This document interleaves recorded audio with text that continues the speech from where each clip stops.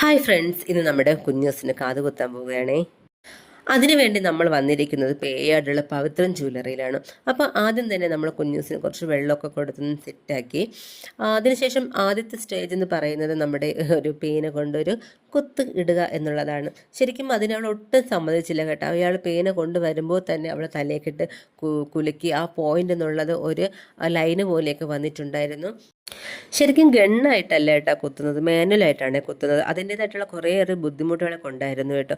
ഒന്ന് രണ്ട് പ്രാവശ്യം കമ്മലൊക്കെ താഴെ പോയി. പിന്നെ ഈ കുത്താൻ തുടങ്ങിയ സമയം മുതലേ അവൾ നോൺ സ്റ്റോപ്പ് കരച്ചിലായിരുന്നു. ഒന്ന് രണ്ട് പ്രാവശ്യം ആണി പോയി, കമ്മൽ പോയി, അങ്ങനെ ഭയങ്കര ബഹളമായിരുന്നു.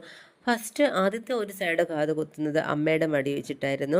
രണ്ടാമത്തെ പ്രാവശ്യം എൻ്റെ മടിയും വെച്ചിട്ടായിരുന്നു.